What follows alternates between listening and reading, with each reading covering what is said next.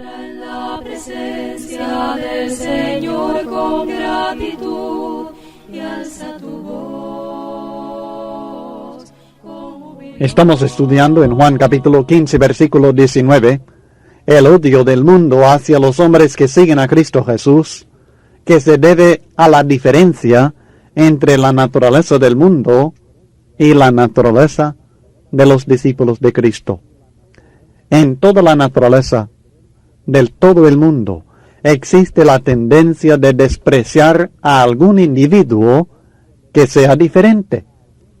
Los que hablan un idioma desprecian a los que hablan otro idioma. Los que son de cierta raza desprecian a aquellos que son de otra raza.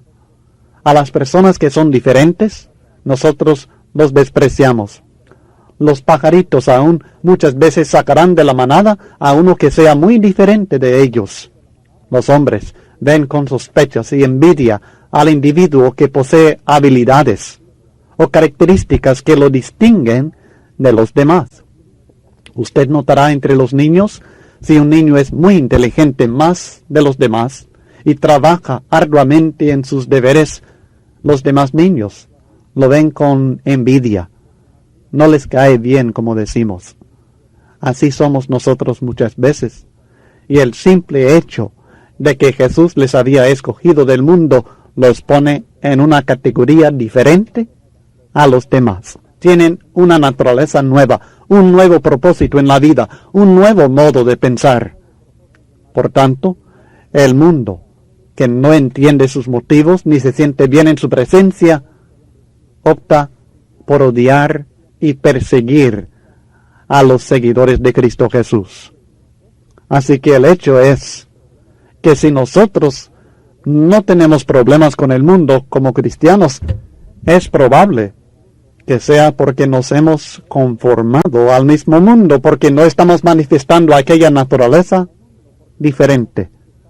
Por supuesto, los problemas que tenemos deben provenir de buenas actitudes y de acciones de nuestra parte, no de malas. Cuando nosotros sufrimos por hacer el bien, entonces somos bienaventurados. El segundo motivo por qué el mundo odia a los seguidores de Cristo es por la íntima relación de ellos con Cristo Jesús. El mundo persiguió a Cristo Jesús y el siervo no es mayor que su Señor. Juan capítulo 15, versículo 20. Nuestro Señor Jesús aceptó el odio del mundo como algo natural. Y los discípulos del Señor tenían que hacer lo mismo como consecuencia lógica de seguir a Cristo. Si a mí me han perseguido, también a vosotros os perseguirán. Si han guardado mi palabra, también guardará la vuestra. El siervo no es mayor que su Señor, por tanto, no debe considerarse maltratado al ser perseguido igual al Señor.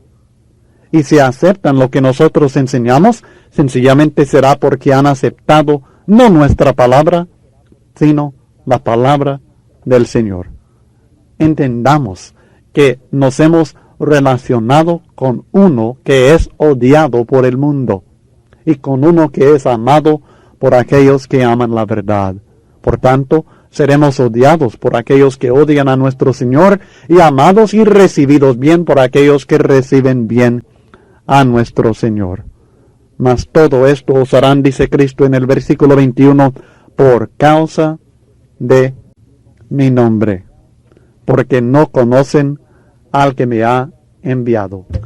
La razón por tener esta actitud negativa es que no conocen a Dios.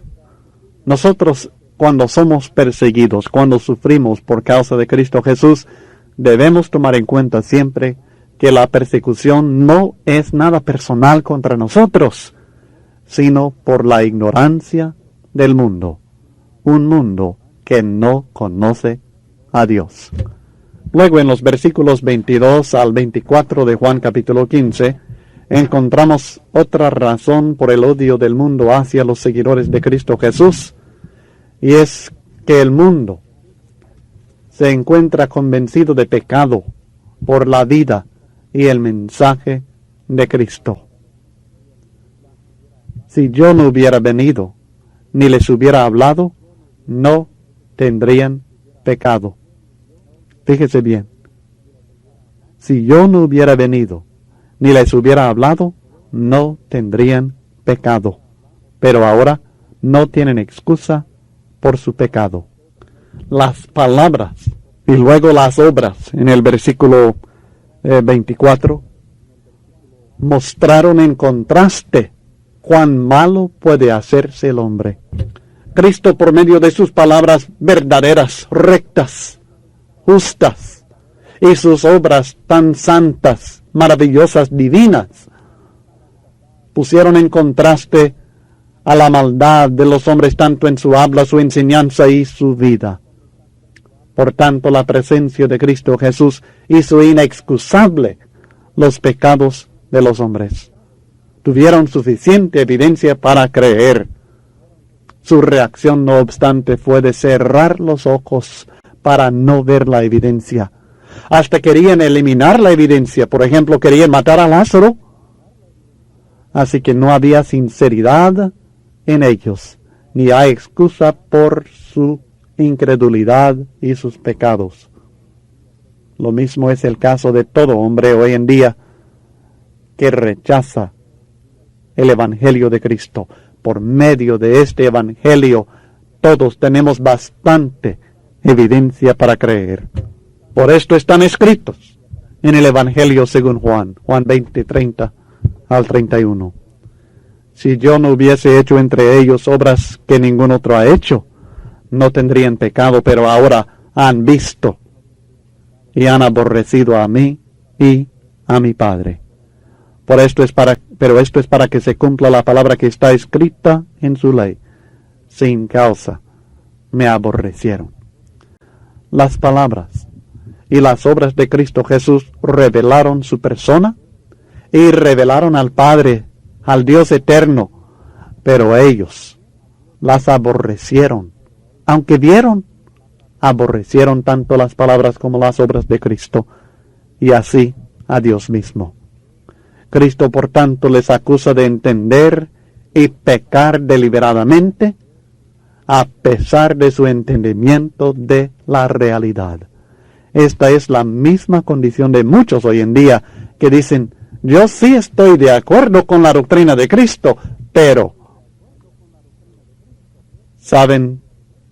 Pero ponen pretextos, y con estos peros se están condenando a sí mismos, así como lo hicieron los judíos en el tiempo de Cristo Jesús. Es importante que entendamos que al decir Cristo, si yo no hubiera venido ni les hubiera hablado, no tendrían pecado, que Él no está diciendo que los judíos no habían cometido ningún pecado antes que Él viniera.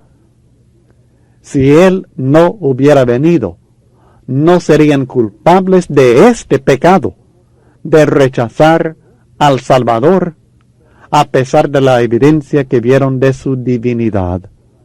Antes de la venida de Cristo, había cierta esperanza que cambiaran, pero habían rechazado el poder de Dios con la venida de Cristo, y ya no había excusa.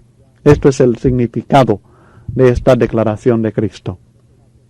Luego dice el Señor: esto se hizo para que se cumpliera lo que está escrito en los Salmos: sin causa me aborrecieron.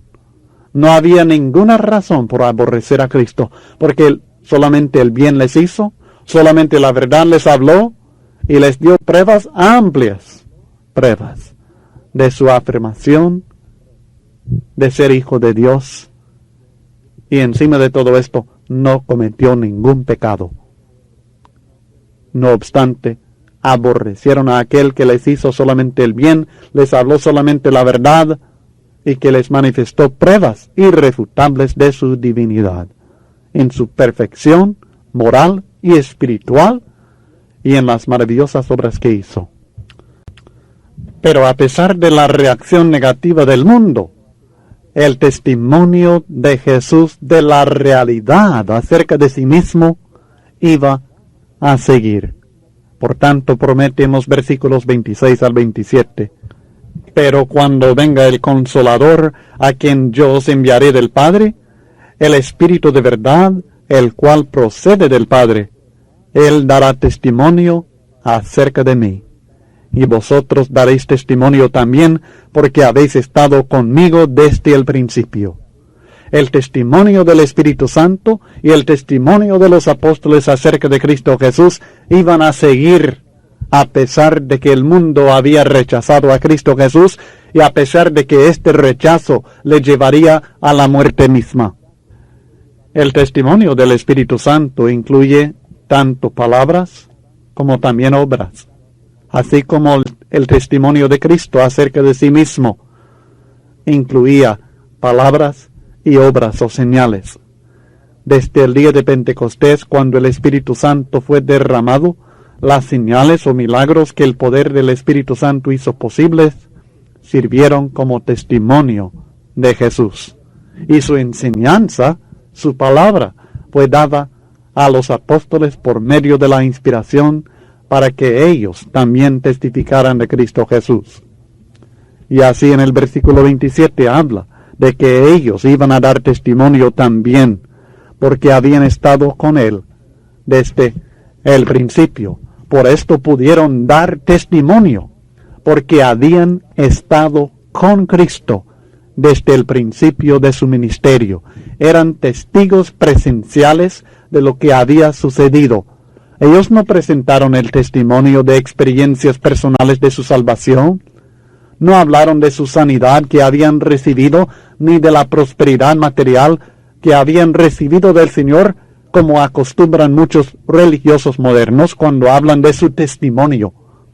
El testimonio de los apóstoles, si usted lee en el libro de los Hechos y en los escritos del apóstol Pablo y los demás escritores inspirados, encontrará que el testimonio de ellos era de la muerte, la sepultura y especialmente la resurrección de Jesucristo. Ellos predicaban el Evangelio. Ahora, nosotros tenemos el testimonio del Espíritu Santo y el testimonio de los apóstoles en el Nuevo Testamento.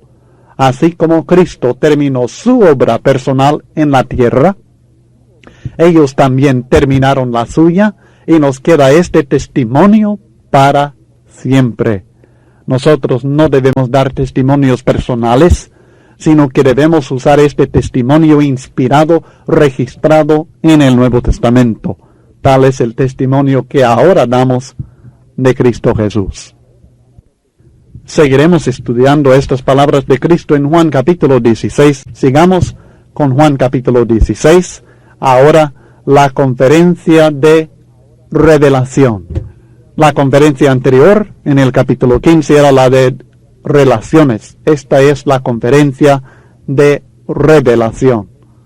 En los versículos 1 al 6 tenemos primeramente la revelación explicada. Cristo acaba de aclarar que el odio del mundo era inevitable para los discípulos fieles. Luego, en estos versículos procede a especificar lo que este odio iba a significar para ellos. Primeramente, la expulsión de la sinagoga, el ser excomulgados de la religión judía, y luego la muerte, supuestamente por estar en contra de Dios, aunque realmente no lo eran. Leamos el texto del 1 al 6. Estas cosas os he hablado para que no tengáis tropiezo.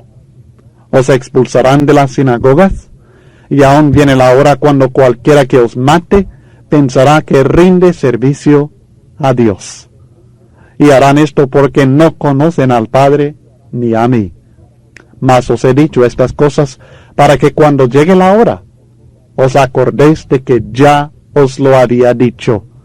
Esto no os lo dije al principio, porque yo estaba con vosotros. Pero ahora voy al que me envió, y ninguno de vosotros me pregunta, ¿a dónde vas? Antes, porque os he dicho estas cosas, tristeza ha llenado vuestro corazón.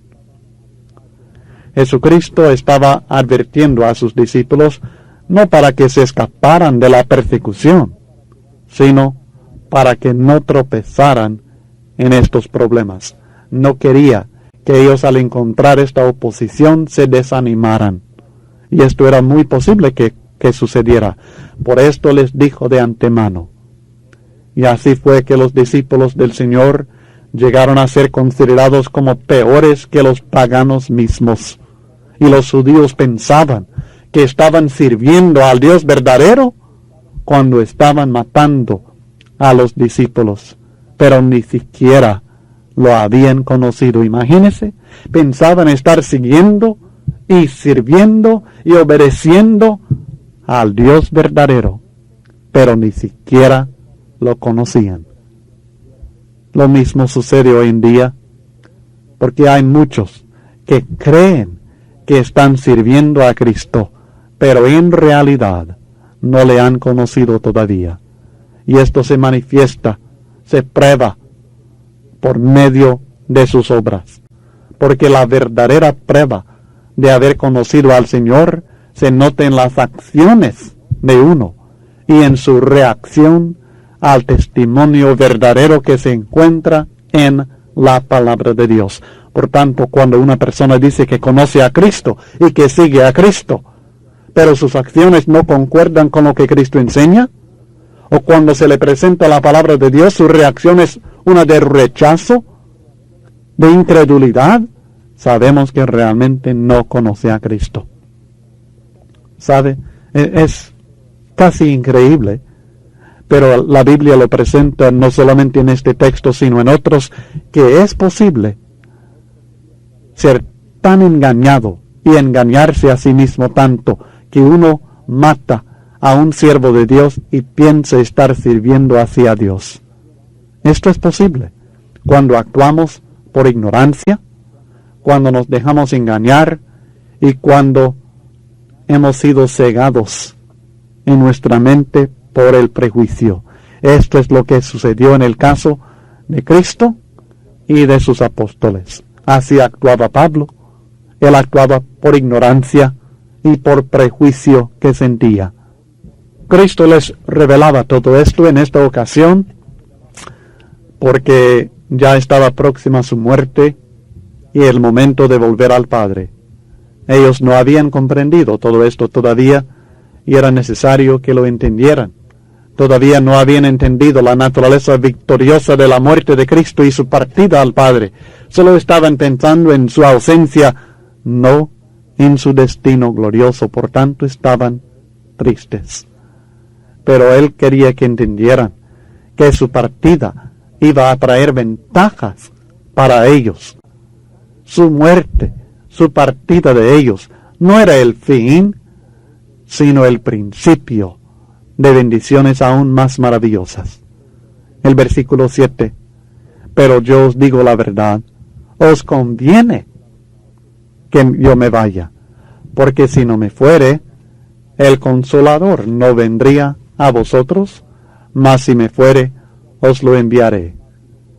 Ya les había dicho en el versículo 2 del capítulo 14, cuando comenzó esta conferencia, que sería para prepararles un lugar en la casa de Dios, que Él se iba para que pudieran hacer obras más grandes de las que habían hecho anteriormente, Juan 14:20, y que ellos iban a poder estar en comunión más estrecha con Él, mediante el Espíritu Santo que iba a morar en ellos, Juan 14:17-20.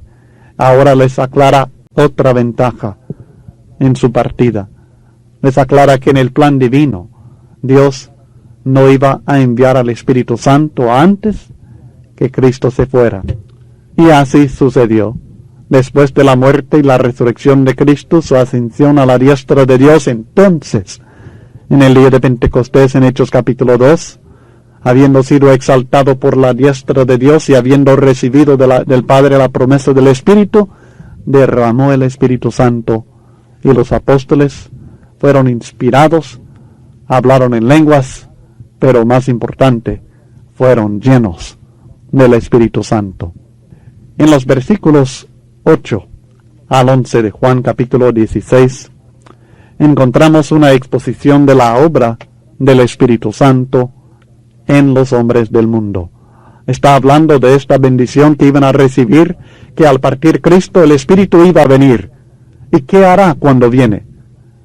Y cuando Él venga, convencerá al mundo de pecado, de justicia y de juicio. De pecado por cuanto no creen en mí. De justicia por cuanto voy al Padre y no me veréis más. Y de juicio por cuanto el príncipe de este mundo ha sido ya juzgado. Este texto claramente habla de la obra del Espíritu Santo en los hombres del mundo. Obra que se puede resumir en una palabra: convencer. Convencer al mundo de pecado, de justicia y de juicio. La palabra convencer significa exponer la culpa y llamar al arrepentimiento. Es la obra de convencer al mundo que es culpable de pecado y llamar al hombre culpable de pecado al arrepentimiento. Esta palabra no indica el resultado de la obra del Espíritu Santo. Es decir, que no nos revela cómo responderán los hombres a esta exposición de sus pecados. El Espíritu Santo en su obra convence al hombre que es pecador, es decir, en el sentido que le expone por medio de la palabra que es culpable de pecado, y por el mismo medio le llama al arrepentimiento. Pero esto no significa que el hombre se convencerá, es decir, que el hombre reconocerá que es pecador. No significa necesariamente que el hombre responderá al llamamiento que el Espíritu Santo le hace por medio de la predicación del Evangelio de Cristo. La historia revelada en el Nuevo Testamento nos aclara que en algunos casos esta obra de convicción del Espíritu Santo resultó en la conversión de muchas almas. Pero en otros casos, los hombres endurecieron el corazón y resistieron al Espíritu Santo, y por tanto, aunque Él hizo su obra de exponer su culpa por medio de la predicación del Evangelio, muchos no lo aceptaron, muchos rechazaron a la obra del Espíritu Santo. Consideremos ahora los tres enfoques de esta obra de convicción, de convencer al hombre del mundo. Primeramente, en el versículo 9, Cristo explica que les convencerá de pecado por cuanto no creen en mí. La verdad es que el más grande de todos los pecados y el que más destaca al hombre en su rebeldía es el rechazo del Hijo de Dios. Y este rechazo, por supuesto, no es por ignorancia, porque hay evidencia adecuada en el Nuevo Testamento para llegar a confiar en Jesucristo. Acabamos de estudiar en los versículos 22 al 27 de Juan capítulo 15, cómo es que están sin excusa aquellos hombres que le han rechazado. Si yo no hubiera venido, ni les hubiera hablado, no tendrían pecado, pero ahora no tienen excusa por su pecado. Cristo les ha comprobado la realidad de su justicia, de su divinidad, por medio de su vida, por medio de sus obras, por medio de las escrituras que se cumplen en Él. Y ahora los hombres se quedan sin excusa. No es por ignorancia que rechazan a Cristo, sino por incredulidad. El no creer, dice Cristo en otro texto, es ser condenado. El que no cree ya ha sido condenado porque no ha creído en el nombre del unigénito Hijo de Dios, que es su única esperanza de salvación, por supuesto. Juan capítulo 3, versículo 18. La venida y la obra del Espíritu Santo darían todavía más apoyo a la evidencia de la realidad de que Jesús es Hijo de Dios. Cristo primeramente lo habló, luego lo escucharon otras personas, y luego el Espíritu Santo lo confirmó de una manera innegable mediante las obras que hizo en los apóstoles y su venida en el día de Pentecostés, y así ha quedado confirmado y reconfirmado que Jesucristo es Hijo de Dios. No creer en Él significa que el hombre es culpable de pecado y digno de un castigo eterno. Quedó establecida para siempre la culpa de aquellos que por incredulidad habían crucificado a Jesús y de todos aquellos que hoy día y en cualquier época no creen en Él. Nos convence de pecado el Espíritu Santo, pero además nos convence de justicia, por cuanto dice Cristo, voy al Padre y no me veréis más. Creo que esta justicia de la cual está hablando Cristo, obra del Espíritu Santo, claramente se trata de la justicia de Cristo. Lo mataron a Él como a un injusto, pero fue por injusticia que lo hicieron, porque Jesucristo claramente es justo, y por medio de su resurrección y ascensión a la diestra de Dios, se comprobó la justicia de Jesucristo, porque venció la muerte, y ningún pecador, ningún injusto podría hacer esto. La venida del Espíritu Santo luego en el día de Pentecostés fue el resultado directo de la ascensión de Cristo al Padre. Fíjese en Hechos capítulo 2. Hechos capítulo 2, recuerde, es el día de Pentecostés. Cristo Jesús había ascendido a la diestra de Dios después de andar con sus discípulos, después de haber resucitado. Y ahora se encuentra a la diestra de Dios y derramó el Espíritu Santo en el día de Pentecostés. Y en Hechos capítulo 2, en los versículos 22 al 23, la Biblia dice: varones israelitas, oíd estas palabras. Jesús Nazareno, varón aprobado por Dios entre vosotros con las maravillas, prodigios y señales que Dios hizo entre vosotros por medio de él, como vosotros mismos sabéis, a este, entregado por el determinado consejo y anticipado conocimiento de Dios, prendisteis y matasteis por manos de inicuos, crucificándole. Ellos lo crucificaron a él como si fuera un vil pecador. Pero, en el versículo 33, Pedro concluye su argumento de esta manera: así que exaltado por la diestra de Dios, hablando de Jesús, después de haberlo resucitado Dios, así que exaltado por la diestra de Dios y habiendo recibido del Padre la promesa del Espíritu Santo, ha derramado esto que vosotros veis y oís. La venida del Espíritu Santo en el día de Pentecostés era resultado directo de que Jesucristo había resucitado y ascendido a la diestra de Dios. En su resurrección, Cristo Jesús fue declarado Hijo de Dios con justicia por medio del Espíritu de verdad. Romanos capítulo 1 y el versículo 4 declara que fue declarado Hijo de Dios con poder, según el Espíritu de santidad, por la resurrección de entre los muertos.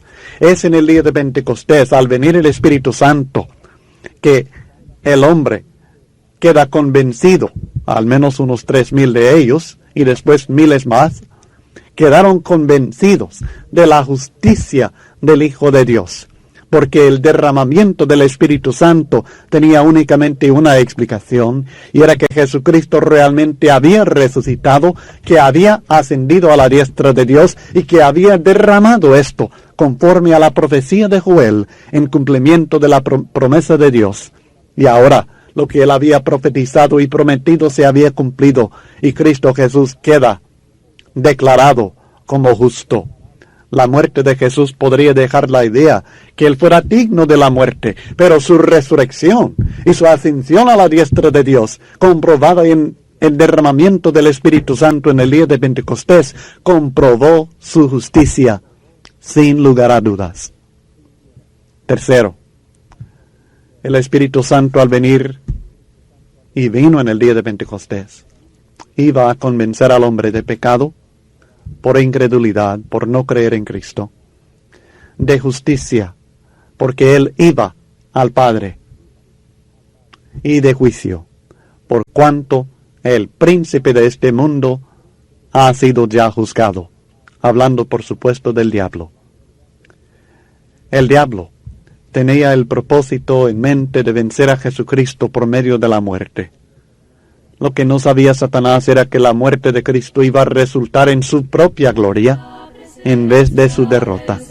y en cambio el diablo mismo fue vencido en la muerte de Jesucristo y juzgado, condenado a la derrota.